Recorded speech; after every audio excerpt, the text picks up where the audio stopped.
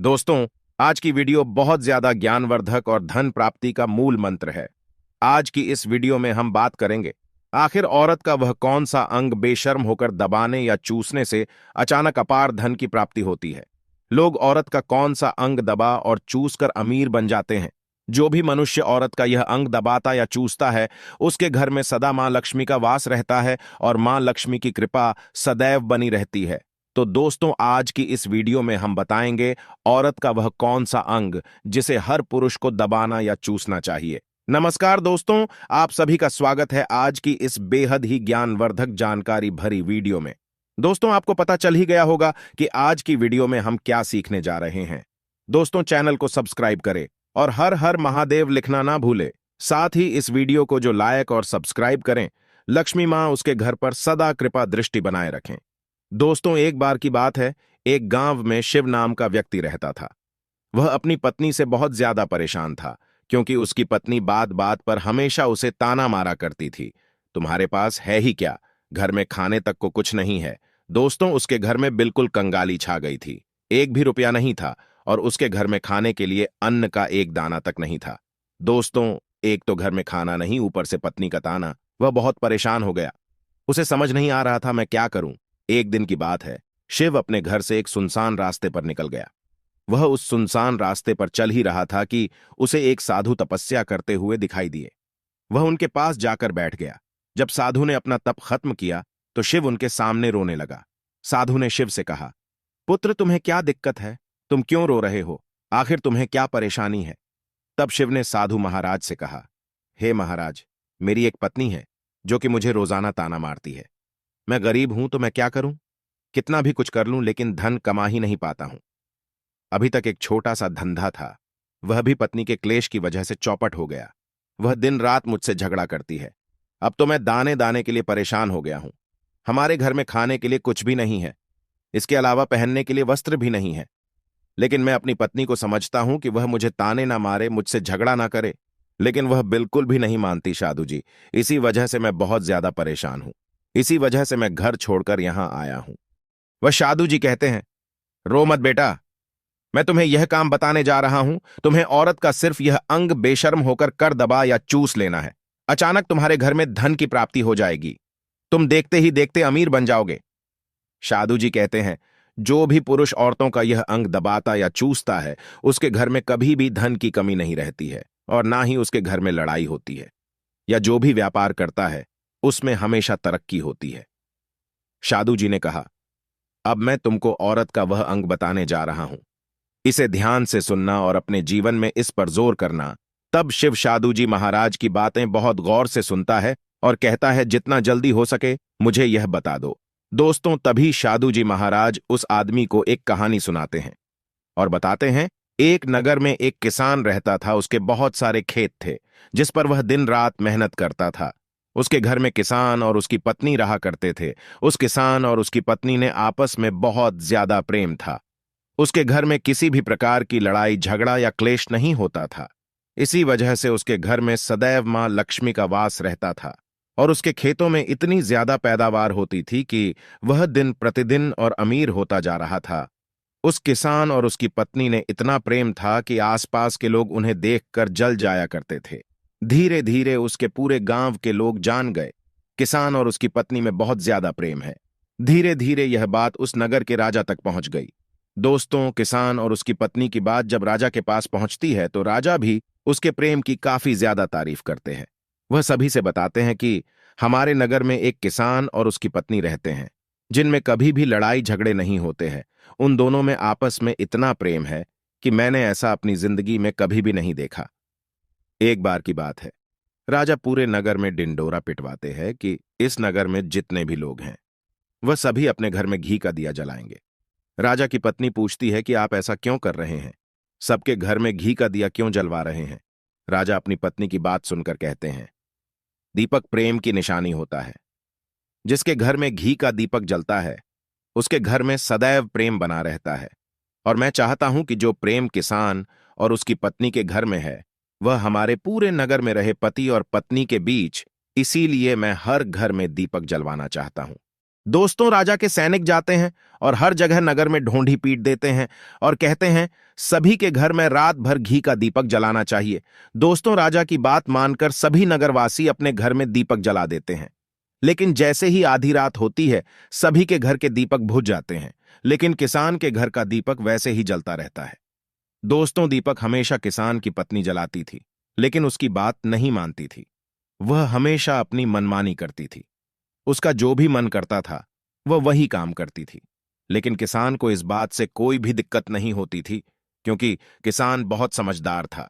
किसान सोचता था, यदि मैं अपनी पत्नी को रोक टोक करूंगा तो घर में बेवजह ही लड़ाई झगड़ा होंगे। इसी वजह से कई चीजें किसान अपनी पत्नी की ये बातें अनदेखा करता था। किसान इस वजह से अनदेखा करता था कि उसके घर में प्रेम बना रहे। राजा अपने महल में चढ़कर पूरे नगर का नजारा देख रहे थे।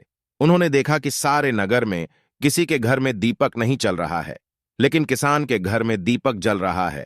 तब राजा अपनी रानी से बोलता है कि देखो, किसान और उसकी पत्नी के घर में दीपक जगमगा रहा है, लेकिन पूरे नगर में कहीं भी दीपक नहीं जल रहा है। इसी से पता लगता है कि किसान और उसकी पत्नी में कितना प्रेम है। तब राजा की पत्नी राजा से बोलती है कि जो किसान और उसकी पत्नी में प्रेम है वह किसान की पत्नी की वजह से है, और इसी वजह से उसके घर में इतना ज्यादा प्रेम है। दोस्तों, जब राजा रानी की बात सुनता है तो कहता है, नहीं, तुम्हारा सोचना गलत है। जो प्रेम किसान के घर में है वह उसकी पत्नी की वजह से नहीं है, बल्कि वह किसान की वजह से है। रानी, यहां पर किसान बहुत ज्यादा समझदार है। आपका सोचना गलत है, और यही वजह है जो कि उनके घर में कभी भी लड़ाई झगड़ा नहीं होता है। दोस्तों, राजा कहता है किसान समझदार है, और रानी कहती है किसान की पत्नी समझदार है। दोस्तों, इसी तरह कुछ देर चलता रहा। राजा कह रहे थे किसान समझदार है, रानी कह रही थी किसान की पत्नी समझदार है। इसी बात को लेकर राजा और रानी के बीच काफी झगड़ा हो गया। इसके बाद रानी ने राजा की दाढ़ी उखाड़ ली और राजा ने रानी को उठाकर पटक दिया। इसके बाद राजा कहता है, हम लोगों को झगड़ा करने की जरूरत नहीं है। क्यों ना हम किसान और उसकी पत्नी की परीक्षा ले लें। सारा दूध का दूध और पानी का पानी हो जाएगा। लड़ाई करने के बाद इस बात पर राजा और रानी दोनों सहमत हो गए और दोनों की परीक्षा लेने के लिए तैयार हो जाते हैं। तब राजा अपने महल में जाता है और एक पुरुष सैनिक को बुलाता है और पुरुष सैनिक से बोलता है कि तुम किसान के पास जाओ और जो जो प्रश्न मैं तुमसे बोल रहा हूं वह तुम किसान को बोल देना। वह पुरुष सैनिक बोलता है, ठीक है महाराज। वह पुरुष सैनिक राजा की बात सुनकर किसान के पास जाता है। उस समय किसान की पत्नी खेतों में गई थी, लेकिन किसान की कुछ तबीयत ठीक नहीं थी, इस वजह से वह खेतों पर नहीं गया था। इस समय पुरुष सैनिक किसान के घर पहुंच जाता है और किसान से कहता है, मैं राज दरबार से आया हूं, राजा साहब ने मुझे भेजा है। दोस्तों, किसान कहता है, बताइए मैं आपकी क्या सेवा कर सकता हूं। आप बैठ जाइए, मैं आपके लिए पानी लेकर आता हूं।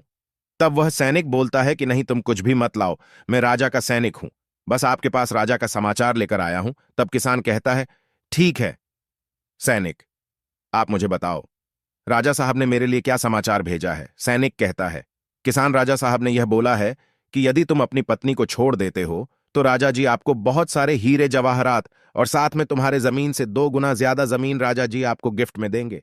इसके अलावा राजमहल का आधा हिस्सा भी आपको दिया जाएगा। लेकिन जो किसान ने जवाब दिया वह सुनने लायक। हे किसान ने कहा, राजा जी अपना पूरा राजमहल मुझे क्यों ना दे दे, लेकिन मैं अपनी पत्नी को नहीं छोड़ूंगा। जाओ और अपने राजा से कह दो किसान ने ऐसा कहा है।